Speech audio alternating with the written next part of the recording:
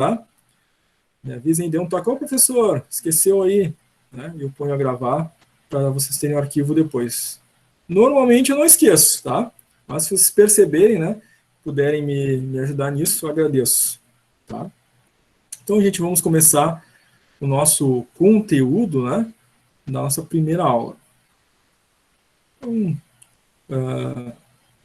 a gente vai iniciar, né, com alguns aspectos teóricos, né, conceituais aí da contabilidade, para depois, nas próximas semanas, né, entrar em algumas questões mais práticas aí, né, na montagem de balanço, DRE, razonete, diário, né. Para isso a gente precisa compreender alguns conceitos inicialmente, tá? Na apostila de vocês, vocês vão notar que tem ali um capítulo bem grande sobre a história da contabilidade. A gente não vai se deter muito na história, porque a gente precisa abordar os conceitos, tá? Mas o importante é que a gente compreenda, né, que a contabilidade ela é uma ciência que não é uma ciência nova, nem recente, né? A contabilidade ela remonta lá aos antigos egípcios, né? Desde lá, né, da antiguidade. Então, quando os egípcios, né, ainda tinham lá os escravos, né, existiam lá os faraós, né, é daquela época, porque eles faziam a apuração, né, das entradas de bens, direitos, né, as riquezas, e faziam o controle das saídas, né. Então, a contabilidade, esse controle, esses registros, já remonta desde aquela época, né. Eles anotavam isso nos seus papiros lá, né. E depois, claro, tudo foi evoluindo ao longo das eras, né, até que a contabilidade, né, se tornasse tão complexa quanto é nos dias atuais, visto que os países, né, cada um tem a sua legislação tributária própria, tem o seu código civil próprio, né, os formatos empresariais próprios, né, que são distintos, né, leis trabalhistas, uma série de outras questões que influenciam os registros contábeis.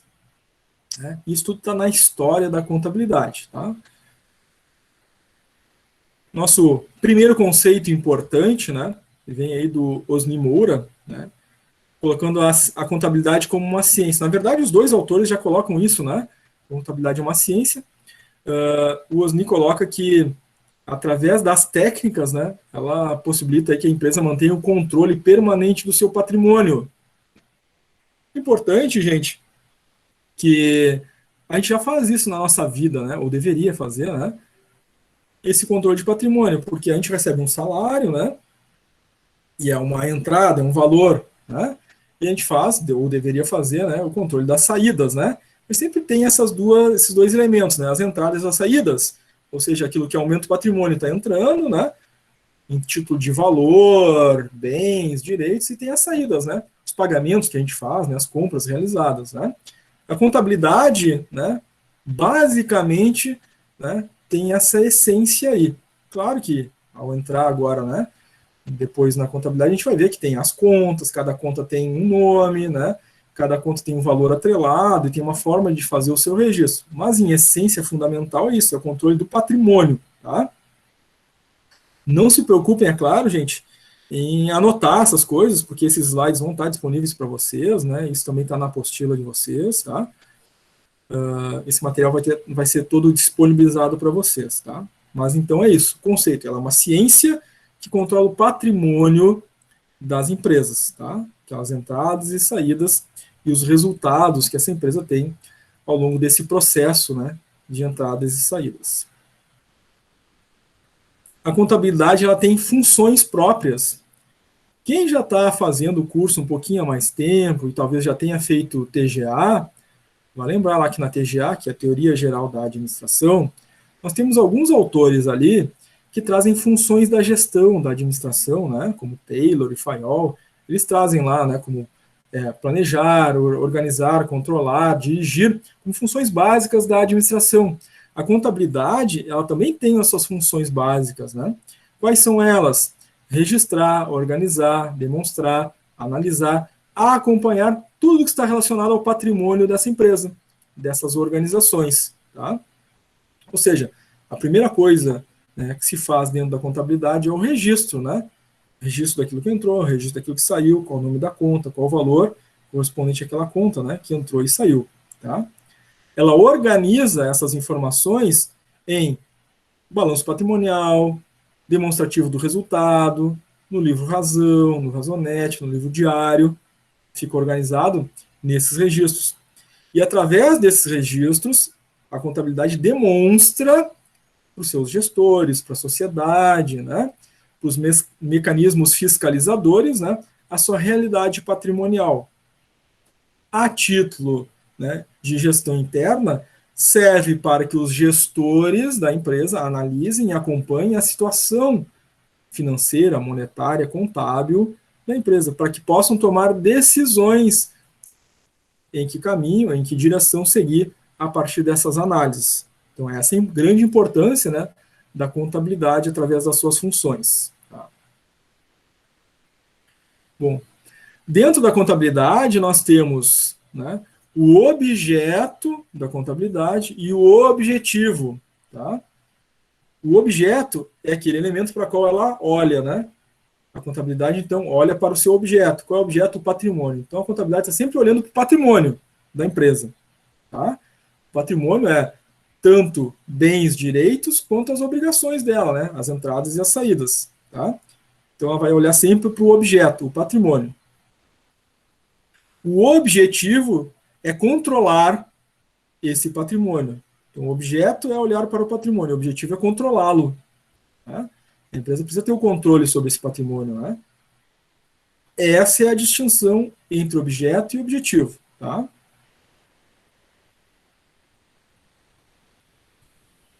Bom, em relação, né, às técnicas utilizadas, os profissionais da área de contabilidade utilizam algumas técnicas. Aqui, claro, são noções gerais, né?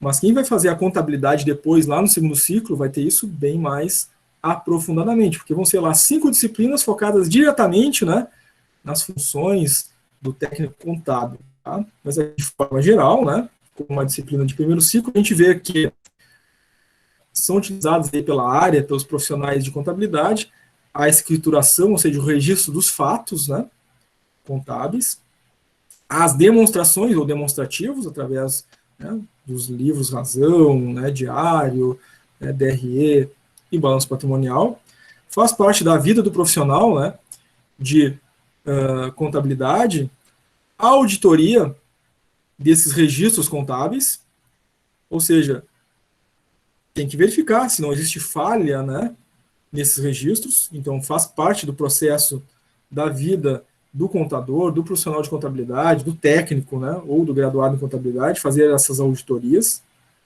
e até mesmo sofrer a auditoria de mecanismos fiscalizadores externos, entidades externas que possam vir a fiscalizar a contabilidade da empresa. Tá? E, claro, né, analisar os balanços patrimoniais. Então, essa é a vida do técnico contábil, né? Essa é a vida do contador, né, graduado em contabilidade. O perfil do profissional de contabilidade, ele buscava, né, antigamente atender apenas a fiscalização, né? Então, existem normas, né, leis que precisam ser atendidas. Antigamente, né, o profissional buscava atender somente essa fiscalização. Hoje em dia, né, além de atender a fiscalização, né, tem que atender as necessidades de mercado, tem que atender as necessidades de gestão da empresa. Né? Então, ela tem uma característica, né, não só de atender leis e aquelas previsões legais, mas atender às necessidades de gestão interna da empresa e ao próprio mercado. Tá?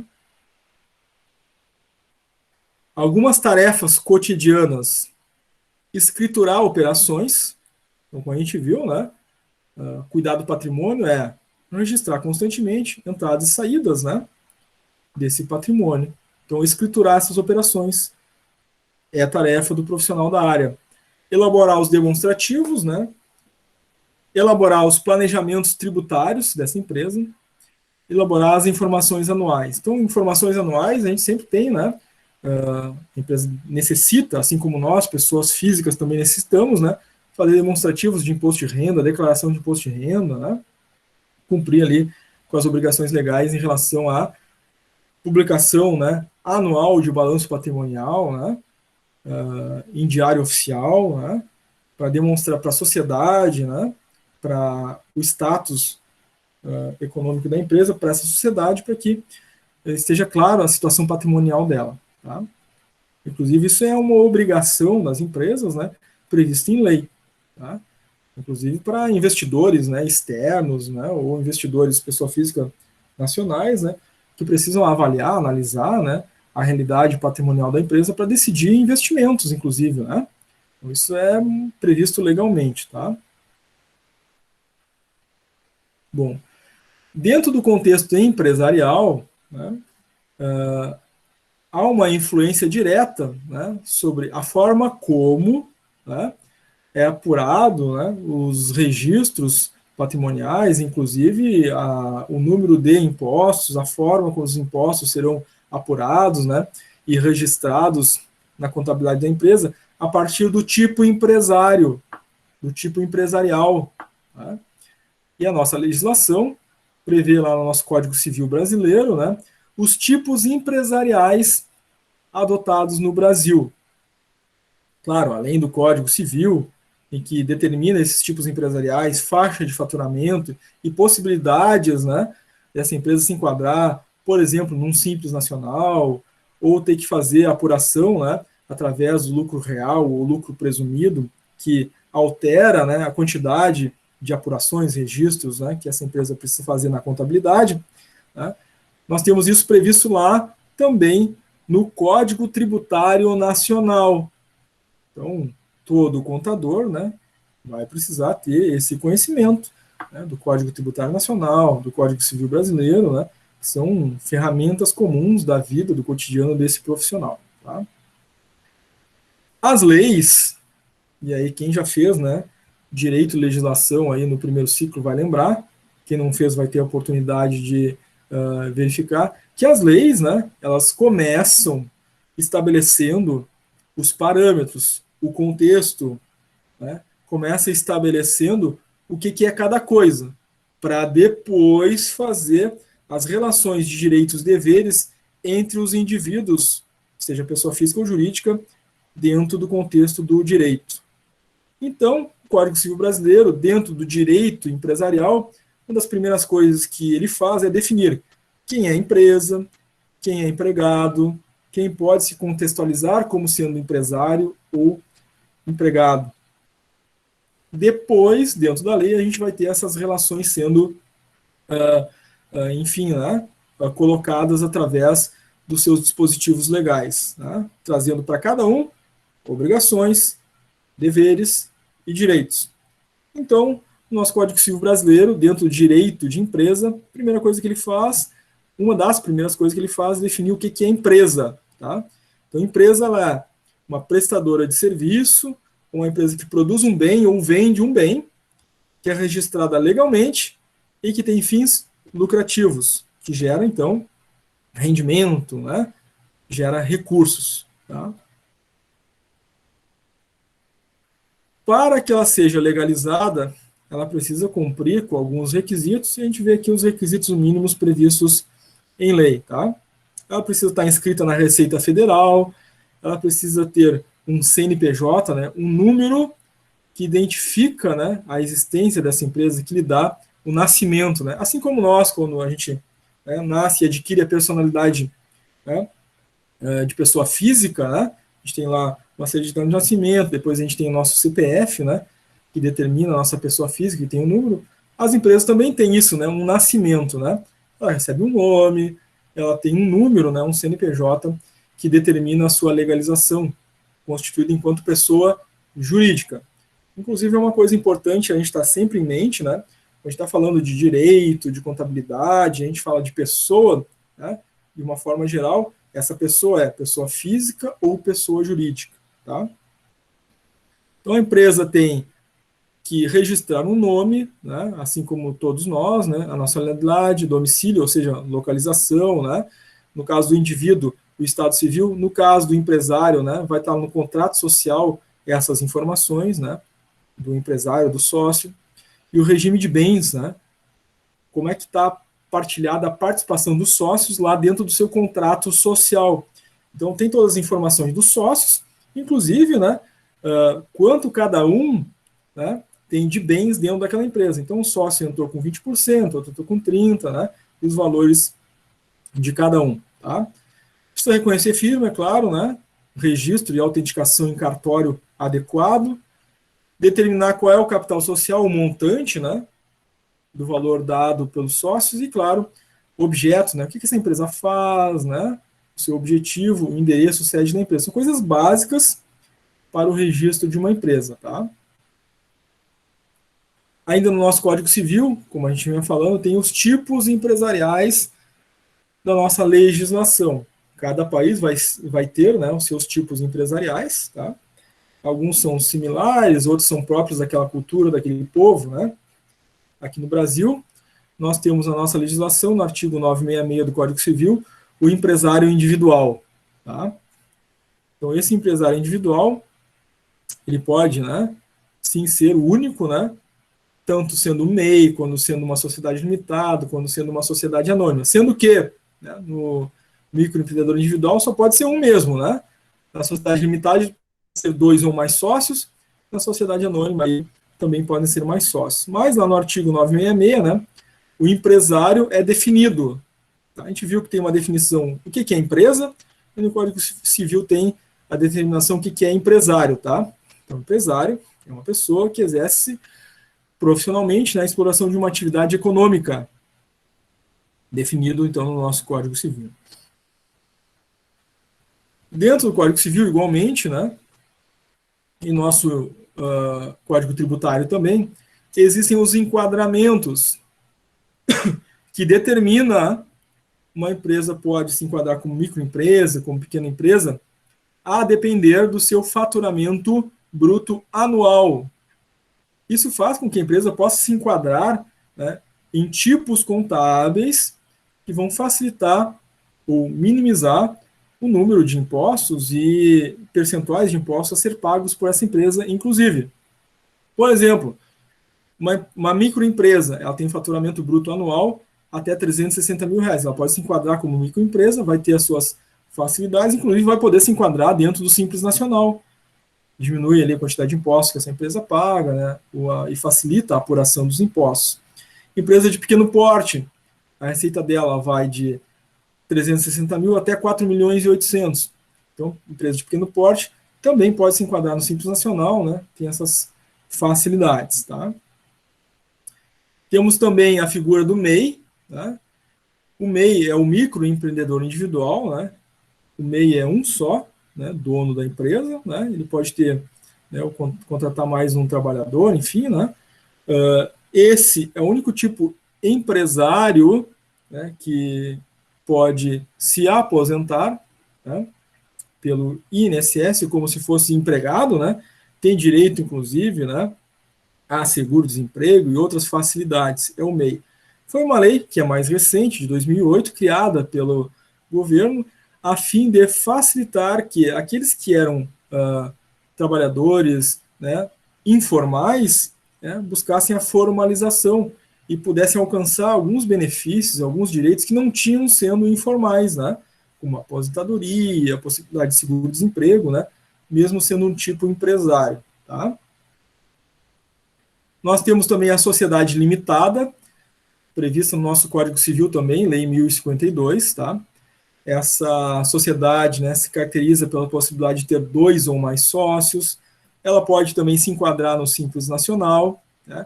Ela tem uma característica muito específica que condiz com o fato de que, né, os seus sócios não respondem com os seus bens particulares, tá? Nossa, a empresa fecha, por exemplo, né, entra em falência, o juiz vai mandar executar, né, os móveis, imóveis, bens, né, da empresa, né, mas os bens particulares dos sócios não podem ser alcançados. O que difere da próxima, né, que é a sociedade anônima. Essa pode ter, né, diversos sócios, né, ela tem capital aberto, mas os sócios, né, podem ser alcançados nos seus bens pessoais. Caso a empresa sofra algum, né, processo de falência, né, então vão ser executados não só, né, os bens da empresa, né, como prédio, máquinas, equipamentos, né, as contas bancárias da empresa, mas os bens dos sócios podem ser alcançados também judicialmente. Pode ser executado, né, algum bem do sócio para fazer cumprir com as obrigações, né, dessa empresa frente às situações jurídicas que se apresentarem. A diferença também em relação à sociedade anônima é que a sociedade anônima, né, ela pode, então, ofertar ações, né, na nossa Bolsa de Valores brasileira, né, a Ibovespa, tá? Coisa que a sociedade limitada não, né, uma sociedade de capital fechado. Tá? A sociedade anônima, então, ela oferta as suas ações na Bolsa de Valores. Aqueles acionistas majoritários são os controladores, vão ter direitos, né, de administração, né, vão ter direitos a ocupar cargos na empresa, vão ter força de decisão.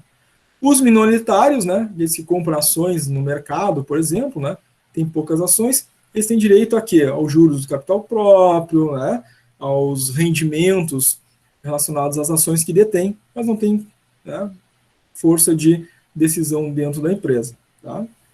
Sociedades anônimas, por exemplo, são Magazine Luiza, né, uma sociedade anônima. Vamos ver mais um exemplo, a Panvel, né, daqui do Rio Grande do Sul, que é uma farmácia, é uma sociedade anônima. O Grupo Pão de Açúcar, né, que é um grupo nacional, é uma sociedade anônima, tem ações na Bolsa de Valores. E qualquer um de nós, né, pode comprar ações dessas empresas e ser acionista dessas empresas. Nós vamos ter quais direitos? Né? Receber os rendimentos da lucratividade dessa empresa, que ela distribui pelos acionistas, né? E, eventualmente, dividendos, né, relacionados, e, claro, né, a valorização dessas ações também. Tá? Isso é uma sociedade anônima. Temos também uma figura jurídica no nosso direito, que é a sociedade cooperativa, tá? Estabelecida pela Lei 5.764, de 1976. Uma característica, né, é que ela não tem uma finalidade de gerar lucro para esse tipo de sociedade. O lucro que ela gera é com finalidade de remunerar os associados. Tá? Então, sim, ela gera lucro, esse lucro é, né, destinado aos associados. Né? E essa modalidade, né, de empresa, sociedade cooperativa, né, ela não está sujeita a lei de falências, assim como as outras, né? Tem, claro, a falência de natureza civil, né? Mas não daquela natureza, conforme a gente viu, né? Onde os sócios da empresa podem ou não ser alcançados judicialmente com os seus bens, né? Essa não, ela pode ser, então, falência civil, mas não aquela falência que busca os bens, né, dos sócios, tá? Até aqui, gente, como é que tá? Dúvidas, perguntas?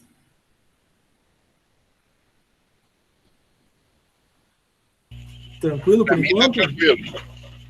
Tá. Tranquilo. Tá tranquilo, ótimo. Legal, obrigado. Tranquilo. Obrigado. O pessoal também ali pelo Tranquilo. chat, muito tranquilo, obrigado. Então vamos indo adiante. Vamos agora ao conteúdo aí que está na apostila de vocês, correspondente ao capítulo 2, tá? Aula 2. Vamos seguir, é claro, com conceitos, né? E ao final aqui dessa aula 2 já tem lá um primeiro exercício com números ali para a gente organizar, tá?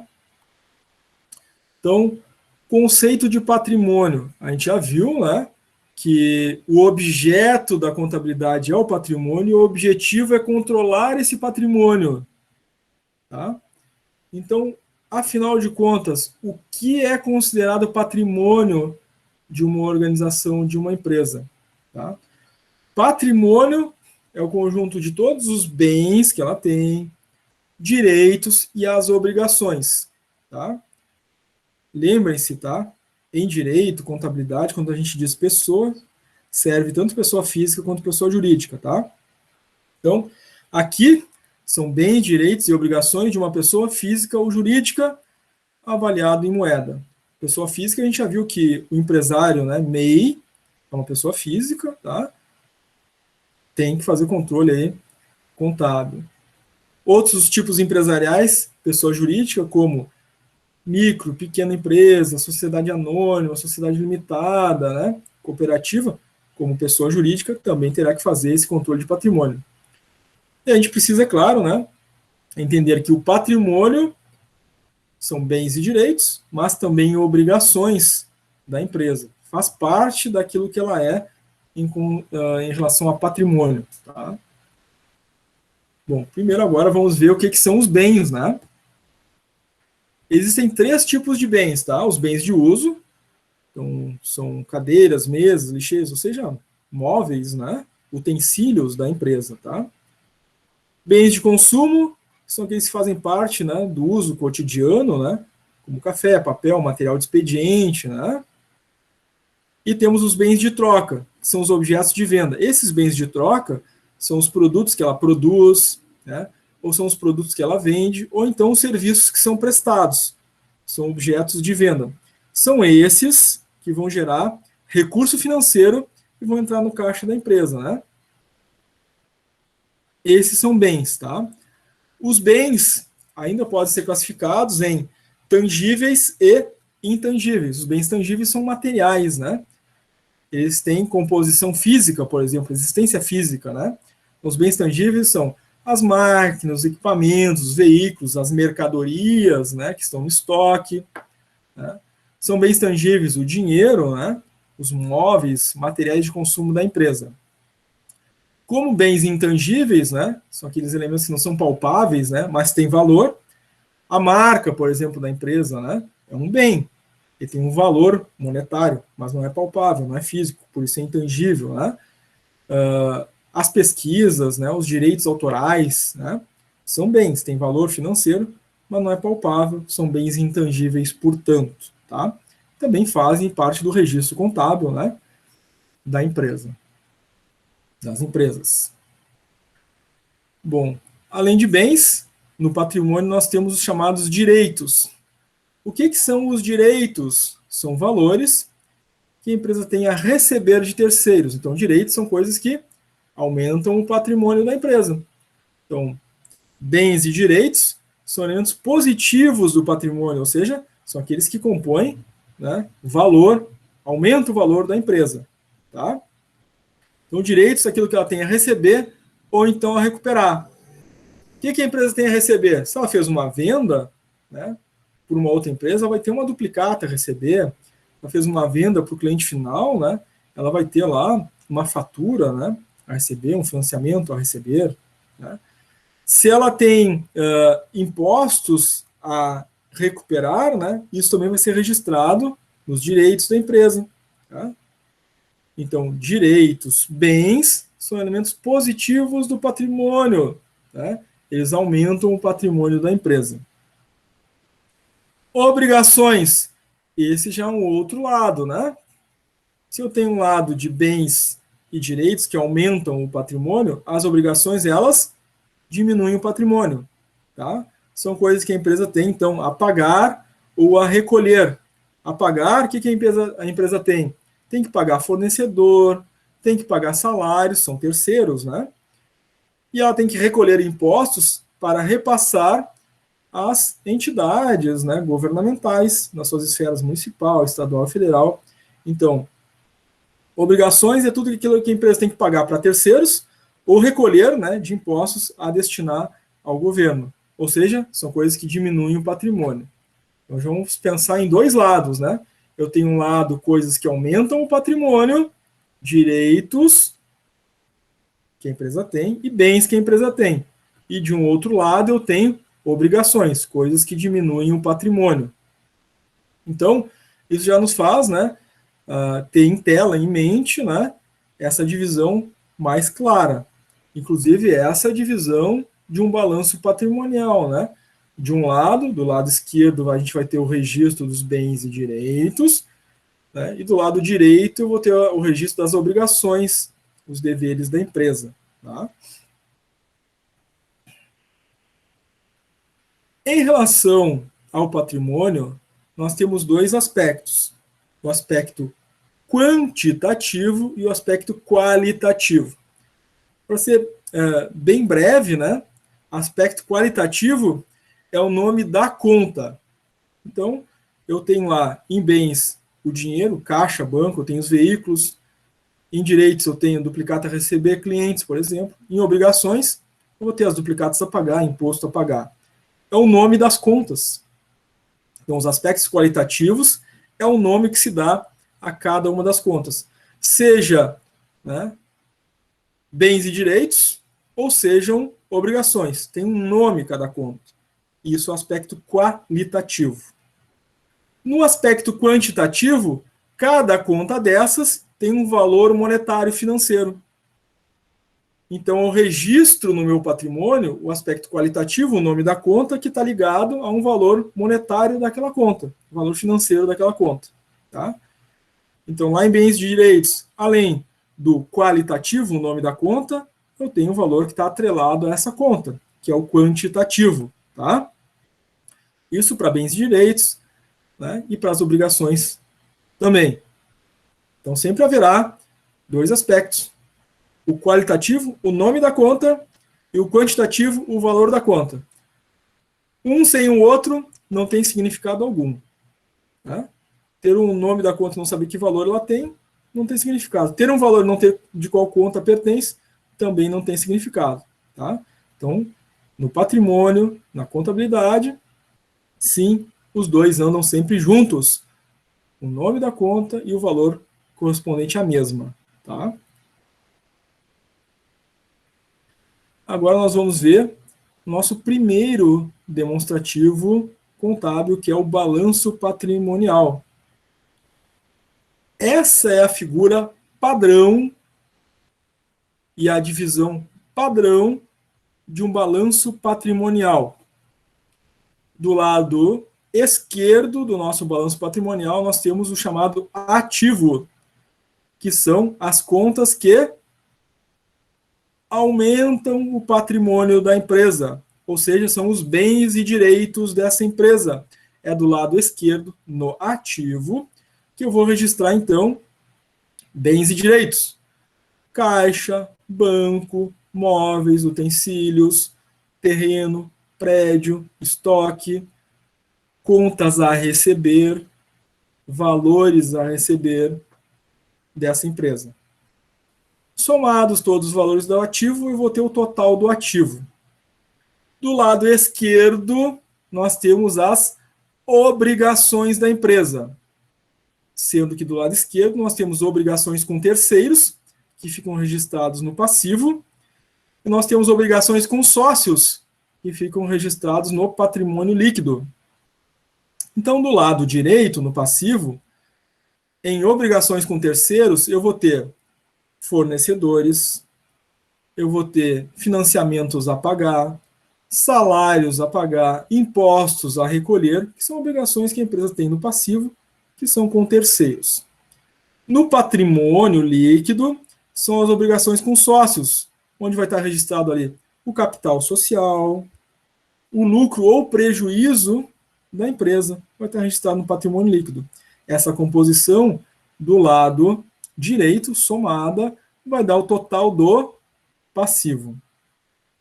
A gente está falando aqui de balanço patrimonial. Então, o fechamento do balanço é o equilíbrio entre o total do ativo e o total do passivo. Então, no final, o total do ativo será sempre igual ao total do passivo. A gente pode pensar assim, mas se a empresa tiver mais ativo, né, do que obrigações, tá? Como é que vai fechar depois o passivo igual ao ativo? Né? No total aqui, se a empresa tem mais ativo e menos obrigações, resultante mais lucro. Tá? Então, eu registro o lucro aqui e fecho o valor em equilíbrio. Se a empresa tem menos ativo e mais obrigações, ela vai registrar um prejuízo e vai fechar os valores em equilíbrio. Certo? Claro que a gente vai ver um exemplo agora aqui, né, para demonstrar como a gente organiza as coisas dentro do balanço patrimonial, considerando que se registra o que aqui dentro?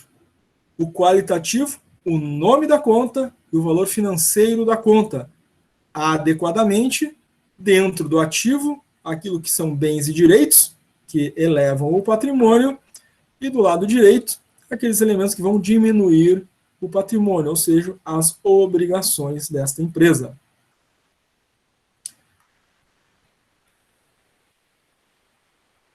claro, vamos ver ainda, né, o que são atos e fatos administrativos. Isso é importantíssimo. Então, atos administrativos.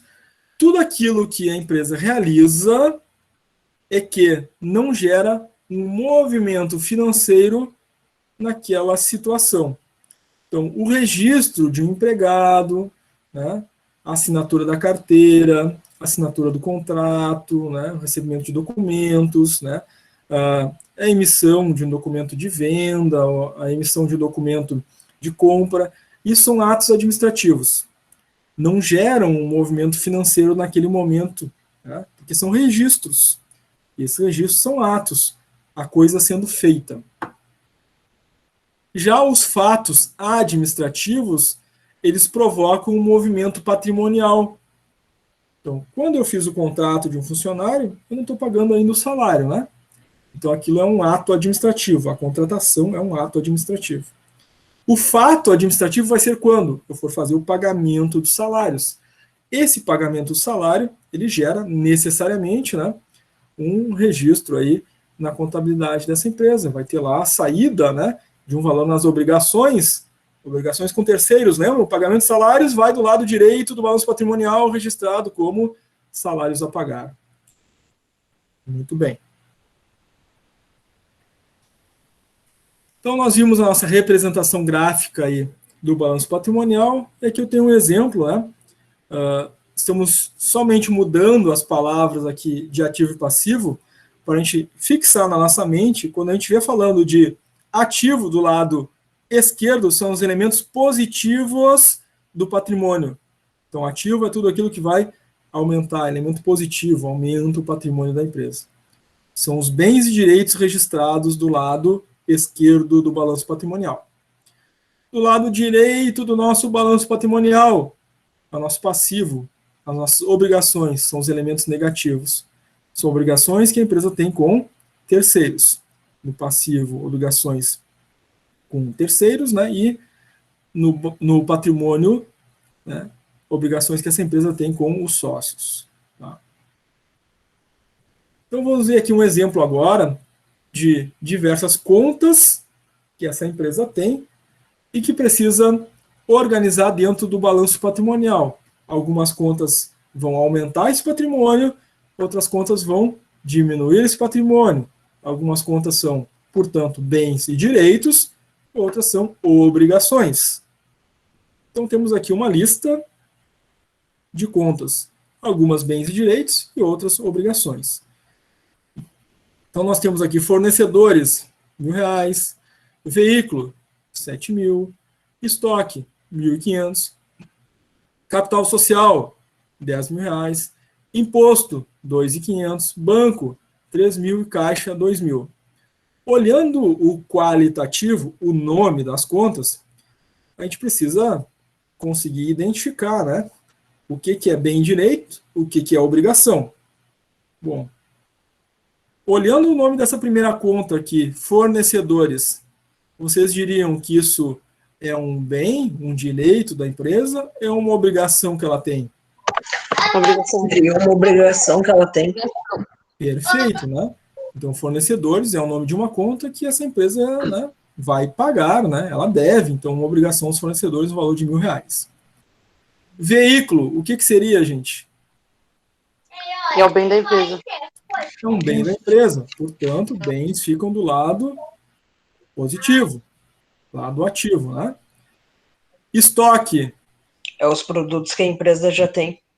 É os produtos dela, o estoque dela. Então, elemento positivo do patrimônio, fica do lado esquerdo, do ativo. Capital social.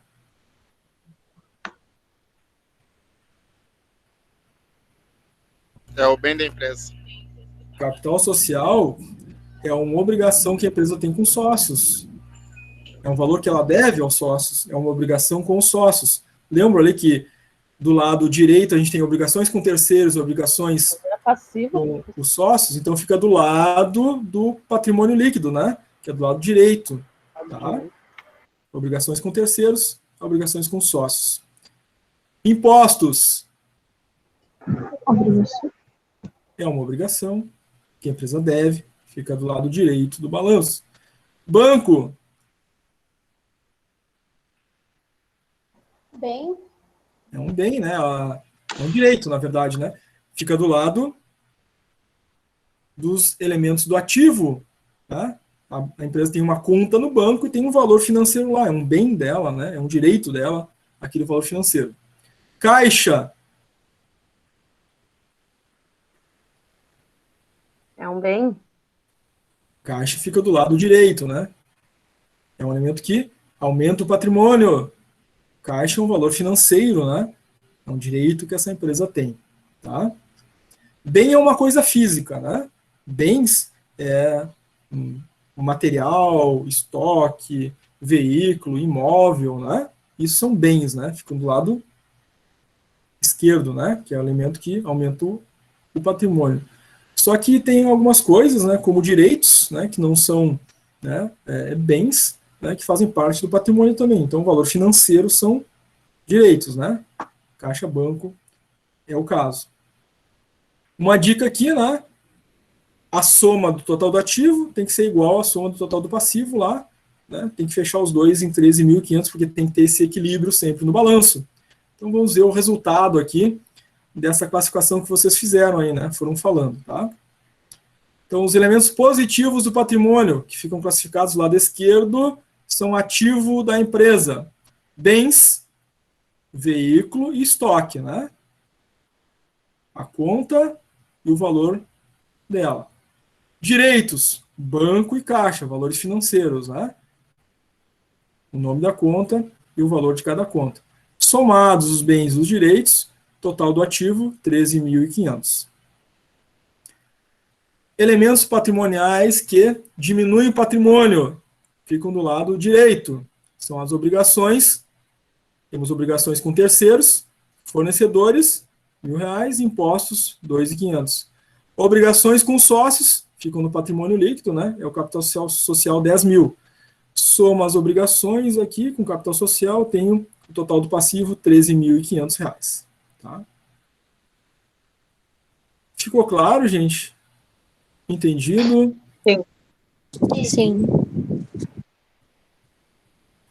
Alguém teria alguma Sim. dúvida?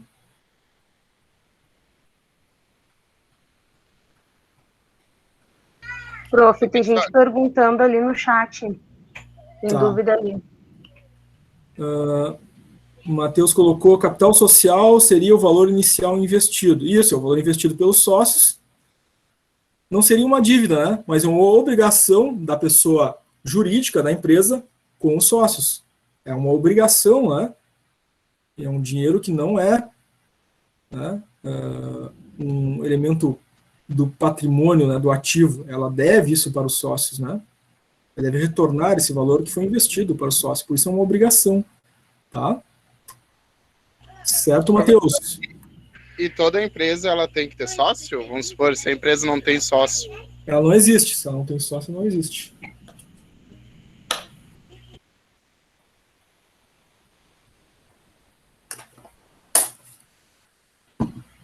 Certo? Professor, se a empresa não tem sócio, ela não existe, como assim? Sim. Como é que uma empresa se constitui? Através da sociedade? E na sociedade, quem é que se associa? Sócio. Se ela não tem sócio, ela não existe. Quem responde pela empresa? O sócio. Se ela não tem sócio, ela não tem nome, não tem registro, não tem CNPJ, não existe. Para existir, ela precisa ter o quê? Sócios, que vão ter lá o capital social, o contrato social, o valor investido, vai ter o seu CNPJ. Se não tem sócio, não tem empresa. Não existe empresa, tá? Tá bom, professor. Certo?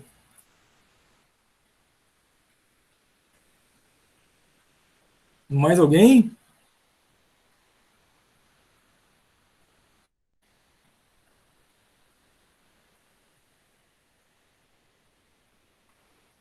Ninguém mais tem dúvidas, perguntas?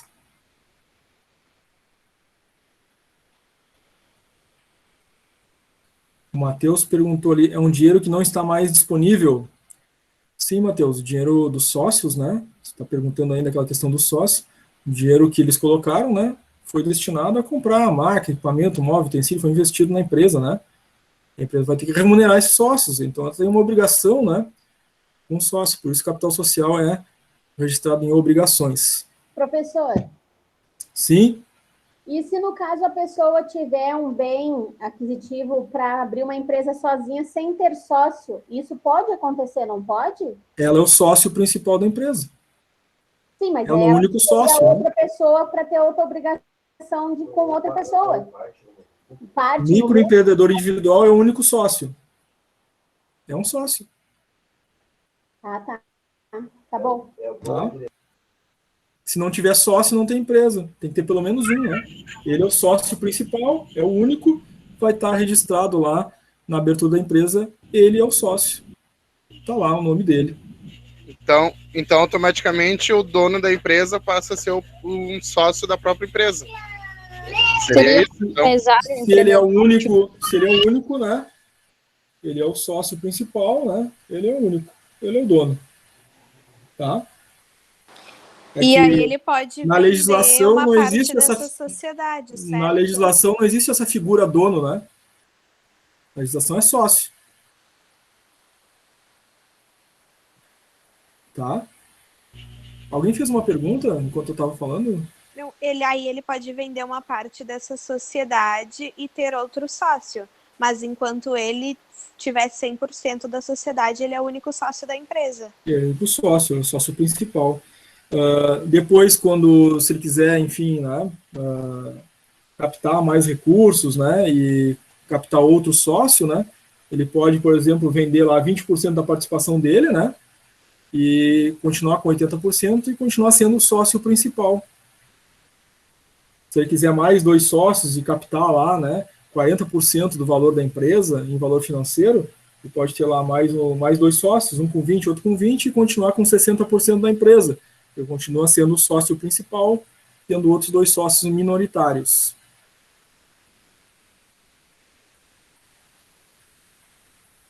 Tranquilo? Consegui te responder? Sim. Muito bem. Claro, gente, hoje a gente está vendo elementos iniciais aí da disciplina, conceitos, né? E com uma pitadinha aí, né? De balanço patrimonial no final. Nós vamos agora fazer o nosso intervalo, aquele de 15 minutos, tá? Aí para vocês fazerem algum lanche, né? E aí na volta do intervalo, após os 15 minutos, a gente faz a nossa chamada. Depois da chamada, exercícios sobre este mesmo conteúdo que a gente acabou de ver ali no Classroom. Pode ser, gente? Se ninguém tiver mais nenhuma pergunta, dúvida, a gente faz esse intervalinho. Ok, prof. Fui. Pode. Tá, ok. Pode ser. Pode ser, sim. Certo. Já tá todo mundo com fome já, né? Querendo fazer um intervalo. Uhum. Nem que seja para beliscar um pãozinho, né? Tem pergunta no chat, senhor. Tem pergunta no chat?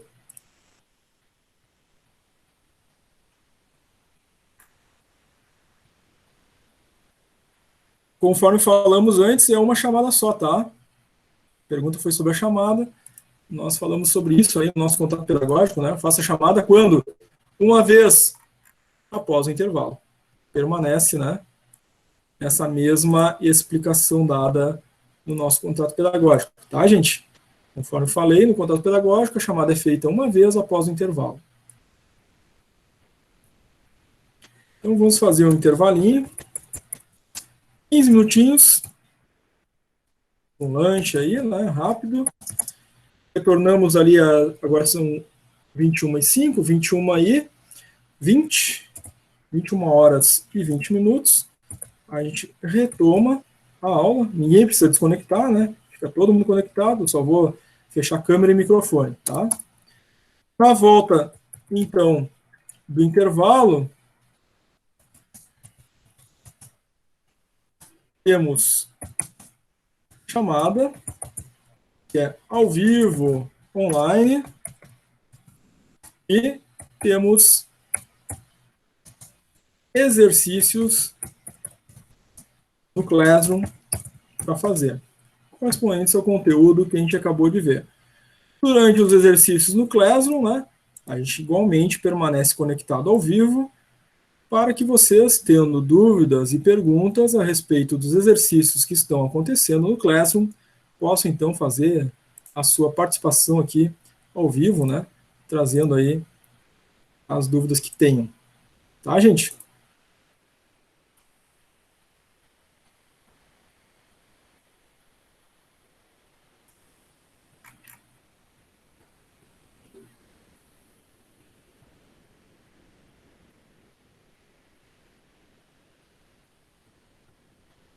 Então, a gente vai fechar o microfone, câmera, 21h20 abro novamente, para a gente fazer a nossa chamada e exercício. Até daqui a pouquinho. Bom lanche aí.